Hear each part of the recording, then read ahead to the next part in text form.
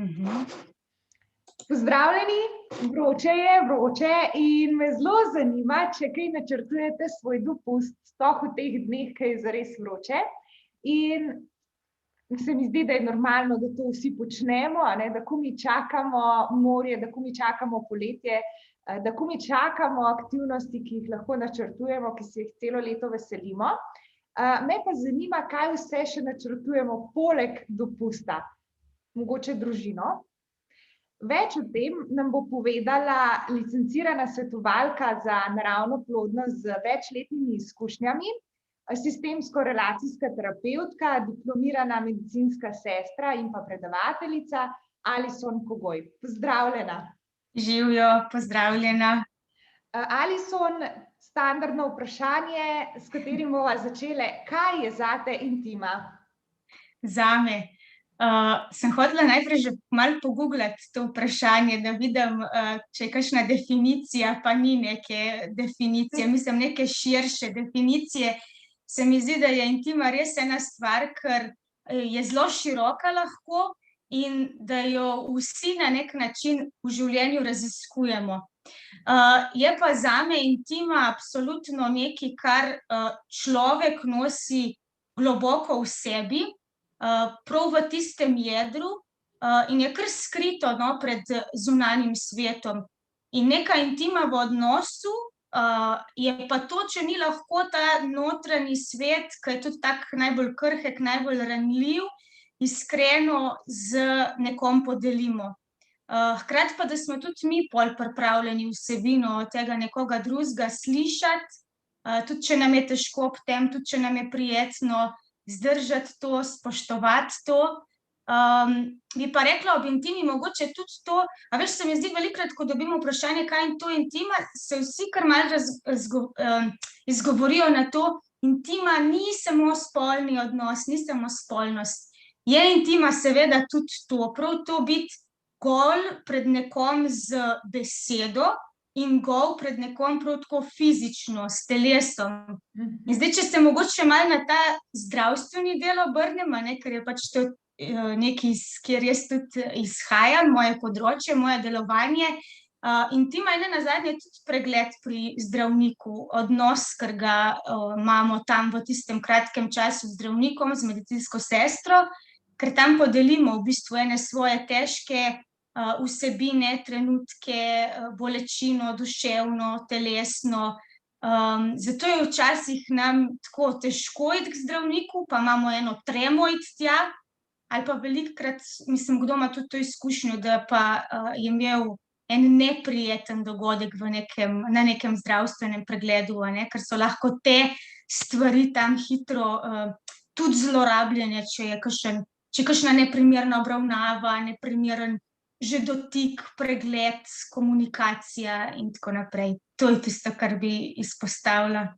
Ja, da smo pravzaprav lahko intimni v večjih odnosih hkrati.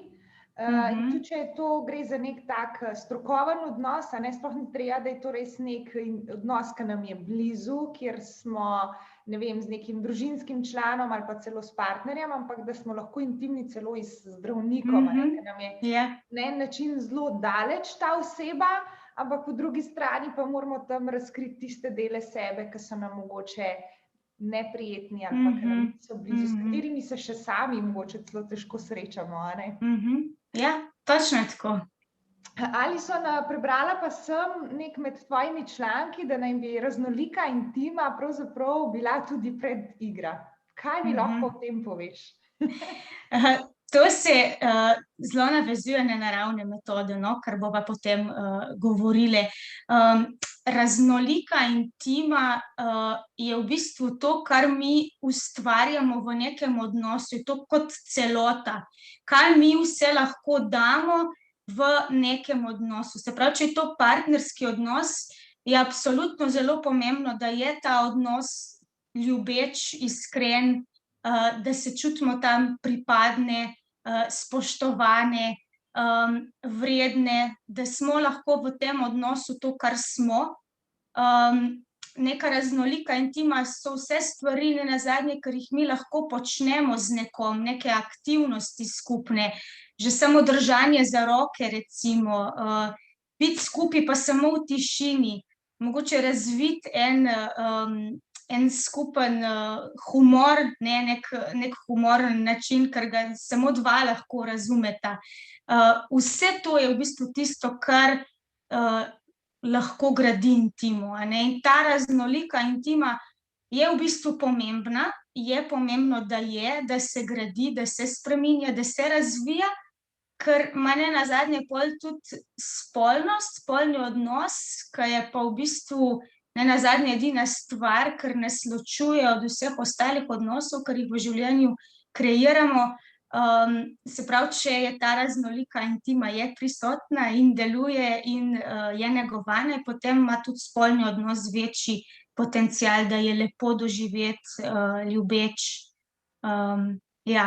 In to v bistvu je vse predigrano. To je, kakšen je sam partnerski odnos, je v bistvu na nek način že predigra za potem tisti spolni odnos.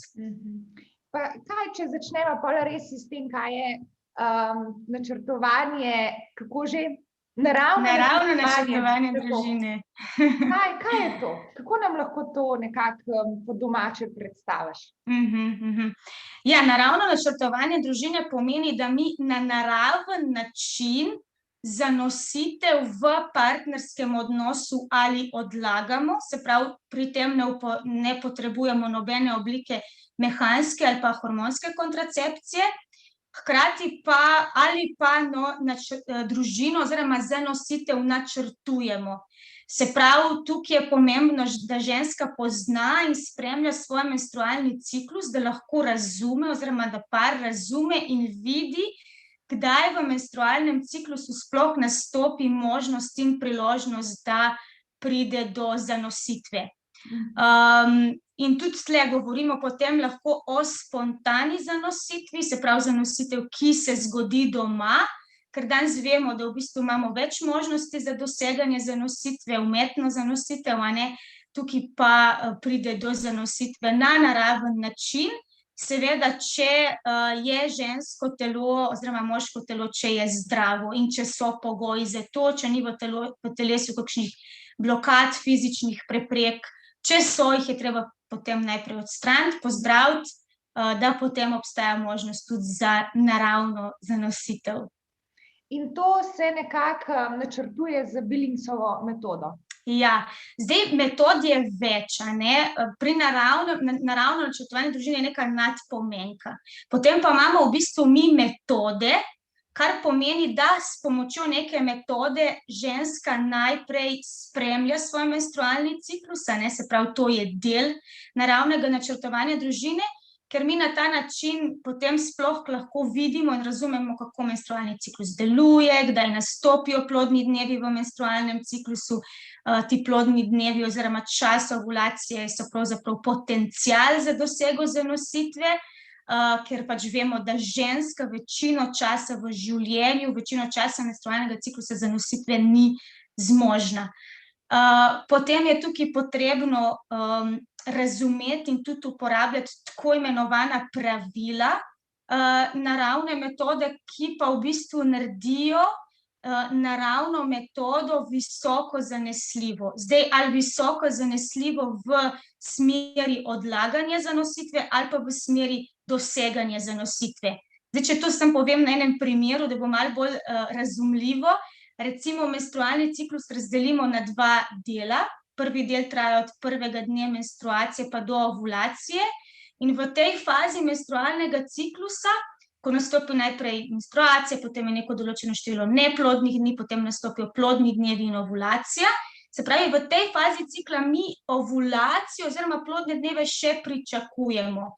Se pravi, je še pred nami ta čas, to obdobje, ko zanositev lahko dosegamo, a ne? Potem pa, ko nastopi plodno obdobje, pa sploh možnost, no, da do zanositve z nekim spolnim odnosom pride, a ne? In zdaj, ko rečemo neko pravilo, ne, se pravi, recimo, če par ne želi zanositi, se svetuje, da v času plodnih dni spolnost takrat odloži, a ne? Se pravi, če želimo biti visoko zanesljivi v smeri odlaganja zanositve. Medtem ko druga faza menstrualnega ciklusa, to je pa od ovulacije pa do konca cikla, tukaj pa gre v bistvu ovulacija mimo, ženski ciklus vstopi v neplodno obdobje in v tej fazi menstrualnega ciklusa potem sploh ni več možnosti za zanositev, tako da tukaj potem pa tudi nimamo več nobenih pravil za odlaganje ali doseganje zanositve, ker pač itak do zanositve ne bo zdaj več prišlo. Alison, zakaj je to v bistvu pomembno? Ker zdaj tako družba težimo k čim bolj vsem naravnim stvarem, ampak mogoče bi te vprašala, kaj je tebe nagovorilo, da si se začela v to poglabljati ali pa s tem bolj strokovno ukvarjati? Prav začetek te moje zgodbe je v bistvu se začel v srednji šoli, no, ko smo z strani medicinske sestre na enem sistematskem pregledu dobile punce ponujeno hormonsko kontracepcijo. In v bistvu tako na en tak način, da si imel res občutek, da je to pa nekaj, kar ti rabiš, nekaj brez česar. Zdaj, ko pač imaš cikel, ko imaš menstruacijo, v bistvu ne moreš živeti. In takrat jaz nisem imela ravno nekih prijetnih občutkov ob teh informacijah in se mi je zdelo, a je to res edini način, a zdaj bi pa kar mogla nekaj jemati, začeti jemati do konca življenja, take so bile takrat te moje predstave ob tem. Pol čez čas, no, pa sem slučajno naletela na eno vsebino ene farmacevtke, ki pa je govorila o naravnih metodah, sploh predstavlja, da to obstaja, kaj to je.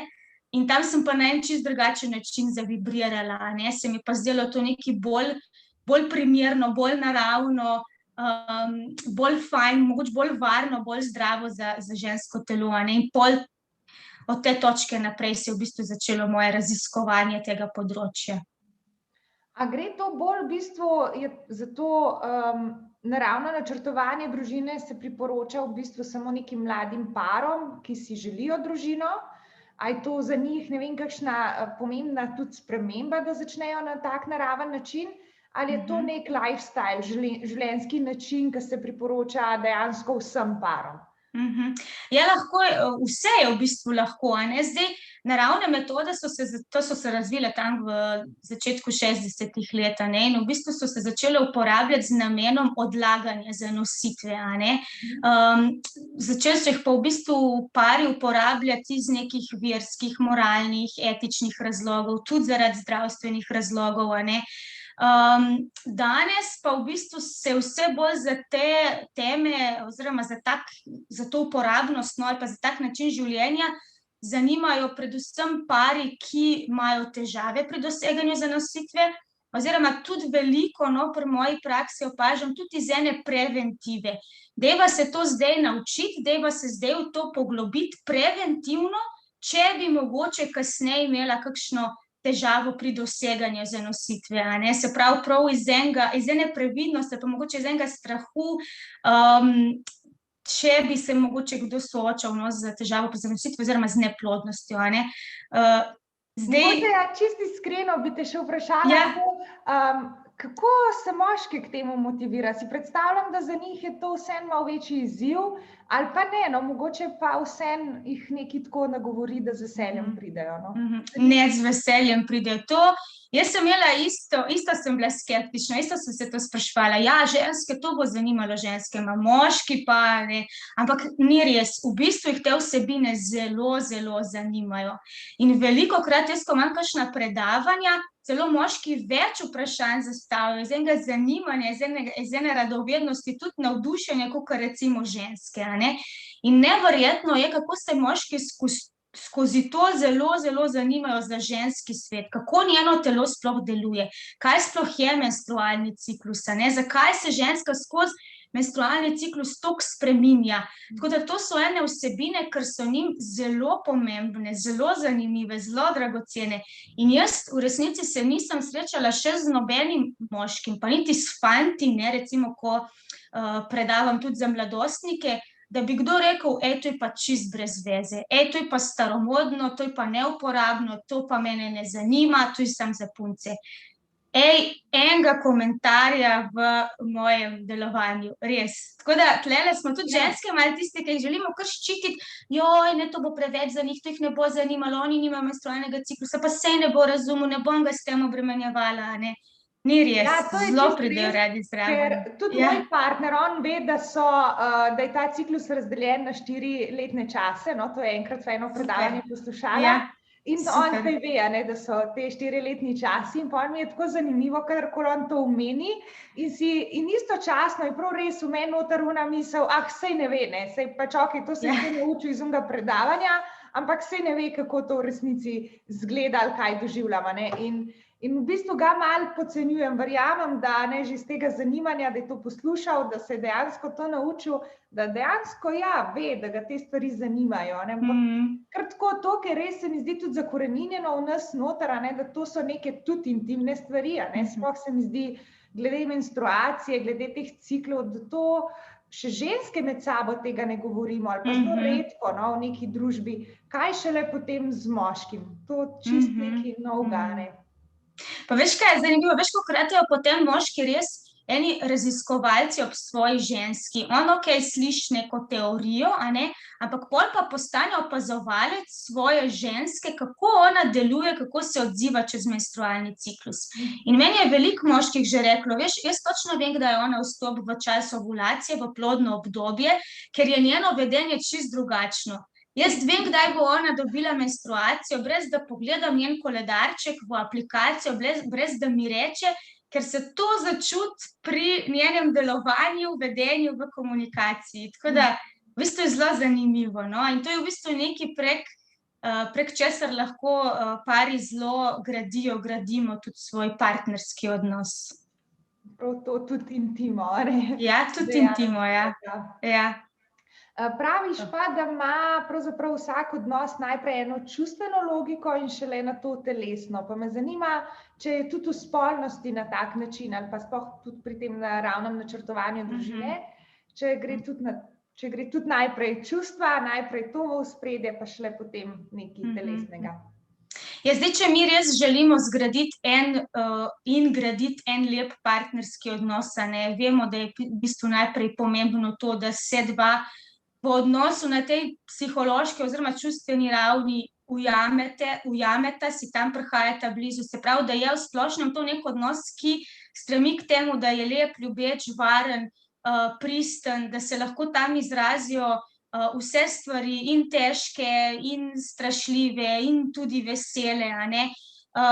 Da lahko v tem odnosu, no, da je varno sproščati neke svoje tudi napetosti, strahove, in če je ta odnos, da stremi k temu, da deluje na ta način, saj to jaz mislim, da je vsakič znova potrebno odkrivati, delovati na tem, ima potem pač, večji potencial, da je tudi spolni odnos lepši, lepo doživeti, a ne, oziroma, najprej je pomembna ta čustvena logika, a ne, da bo potem tudi telesnost,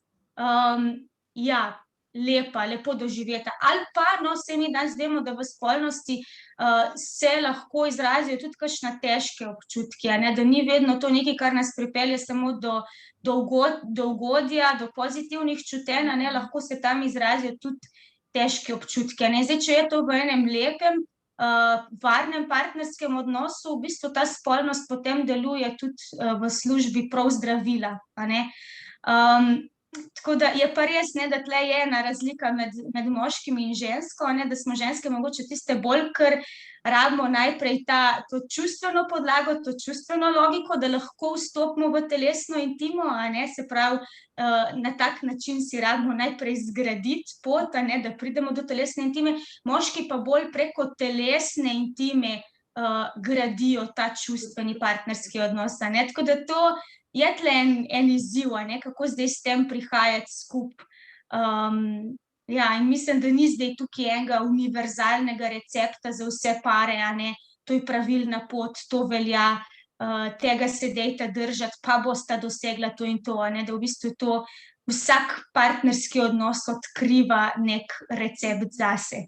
Točno to, da v bistvu to en poskus prav dveh posameznikov, no, prav njuno, kako bosta ona dva to oblikovala, kaj bo za njiju dejansko delovalo, kje bosta se ona dva dobro počutila, ne pa sam tako, kaj so neka pravila ali pa kaj neka teorija, kako naj bi izgledal naš odnos. Ja, tako. Še eno stvar sem prebrala v teh tvojih člankih, in sicer vzdržnost. In me zanima, kaj bi o vzdržnosti še rekla, oziroma mogoče tudi bolj nekaj si že omenila prej, zdaj, da vzdržnost lahko pomaga v tem obdobju ovulacije, takrat, ko smo najbolj plodni, takrat v bistvu nam ta vzdržnost pomaga, če seveda ne želimo zanositi. Ampak kaj pa čisti iz prakse, kako to pari sprejmejo, kako oni gledajo na to, kaj je mogoče prednost še te neke vzdržnosti? Ja, zdaj v bistvu, a veš, z vzdržnostjo se vsi pari srečajo, ko živijo nek partnerski odnos, neko telesno intimo, to ni zdaj neki... Midve ne govorimo o tisti vzdržnosti, da je samo po poroki, možna spolnost, to je ena druga vzdržnost. Ja, znotraj, ko je v bistvu partnerski odnos že, oziroma pač tekom menstrualnega cikla, ampak kar hočem reči, v bistvu da se vsi pari srečajo z tem, jaz resnično dvomim, tudi tam, kjer se uporablja hormonska kontracepcija, mehanska oblika kontracepcije, se pravi, jaz resnično dvomim, da kje obstaja kakšen par, ki ima čisto vsak dan v rodnem življenjskem obdobju spolne odnose. Tako da v bistvu vsi okušajo to pri naravnih metodah, pač pri naravnih metodah to vključuje tudi obdobje vzdržnosti, če se pač zares želimo iti naravne metode in jih uporabljati ali v smer odlaganja, doseganja zanositve ali pa kot nek način življenja, pride tudi to zdraven. Se pravi, imamo tam v bistvu spolnost, se pravi dneve za spolnost in dneve, ko v bistvu se svetuje vzdržnost. In izkušnja vzdržnosti pri teh parih je v bistvu prav to, da je ta vzdržnost bolj osmišljena, mogoče bolj načrtovana, pa bolj izkoriščena tudi. Se pravi, ni to neka vzdržnost, ker je neki zdaj nama bo pa nekaj manjkalo, to je pa zdaj katastrofa, to pa ni v redu, pa se prav prebudi strah, kaj bo zdaj v teh dneh brez tega, ampak je v bistvu pravzaprav to ena priložnost za gradnjo še drugačne intime, se pravi prav izkazovanje neke bližine, ljubezni, pozornosti še na neke drugačne načine, in je v bistvu potem izkušnja spolnosti, ko potem pride, je tudi čisto drugače doživeta, ko jo tudi pričakuješ, mogoče krepeniš po njej, se jo potem doživi na neki drugačni ravni. Recimo kot darilo, primer pod smrekco je drugače, če jo mi tam nekaj časa gledamo, občudujemo to darilo, pa če jo dobimo v roke, tako odpremo, tako da na ta način, in jaz vidim, kako je v bistvu ta izkušnja, tisti, ko si res dovolijo živeti te naravne metode, se pravi, ko imajo dneve vzdržnosti, dneve, ko pač pride na vrsto tudi spolnost, ko imajo to izkušnjo znotraj menstrualnega ciklusa, koliko jim je v bistvu na nek način lažje živeti tisto obdobje, recimo po porodu, ali pa recimo v menopavzalnem obdobju, ali pa recimo, če nastopi obdobja kakšne daljših bolezenskih stanj na ženski in na moški strani, ko v bistvu naš življenje pripelje do tega, da je v bistvu priložnosti ali pa zmožnosti za spolnost manj. Se pravi, to obdobje na nek način znajo živeti, znajo v navednicah preživeti in ga nenazadnje tudi izkoristiti. Tako da tak način življenja oziroma to prakticiranje v bistvu priprava še na kasnejše dogodke, na kasnejša obdobja. Ja, dejansko nas to obogati, da naš odnos sloni samo na eni stvari, in sam na tej, recimo, spolni povezanosti, ampak da si dejansko razširimo obzorja in da znamo obstati in se obdržati tudi takrat, ko mogoče to spolno področje ali pa spolnost malo škripa ali pa je malo takrat ogrožena, da dejansko je odnos še zmeraj lahko cvetoč. Ja, tukaj mogoče rekla sem še to, se spomnim jaz enih primerov, ko sem delala še s kroničnimi bolniki in sem imela v obravnavi tudi starejše moške, ženske, tam 50 plus, in recimo neki ljudi mi je prav povedalo to izkušnjo, da je zdaj spolnost že nekaj časa v njunem odnosu na strani oziroma jo ni več tam konkretno zaradi teh bolezenskih omejitev. In ker recimo se nista trudila ali pa sta malo prezrla, zamudila tudi gradnjo odnosa še na nekih drugih ravneh in jo je v bistvu vse, kar jo je povezalo, je bila ta telesna intima, ta spolnost in potem, ko je še to zmanjkalo, v bistvu v odnosu ničesar več nista imela. Ne, tam nastala res ena taka velika, velika praznina. In so bile te stiske, no, tam velike, no, tako da na koncu celo do te ravni, no, da so se zdravili prav za tudi eno obliko depresije, no. Se pravi, je to nek element, kar je pripomogel k temu in je v bistvu pomemben, ne. Zato je tako pomembno, da se to intimo gradi na večjih nivojih, ne samo v tej telesni, mislim, ne samo telesno intimo. Ja, super, da v bistvu jaz upam, no, da smo malo podelile teh mnenj, izkušenj, in teorije in prakse dejansko, no, da so nagovorile ljudi s tem, da si bojo upali graditi ali pa vsaj raziskovati načine, kako še lahko gradijo to svojo intimo. In da pravzaprav tiste, ki pa si želijo načrtovati še svojo družino, da razmislijo mogoče tudi o tem naravnem načinu. Ja, to je danes ena izmed možnosti, ne. Jaz tako gledam na to, no, da je danes naravno načrtovanje družine ena izmed možnosti tudi za dosego zanositve.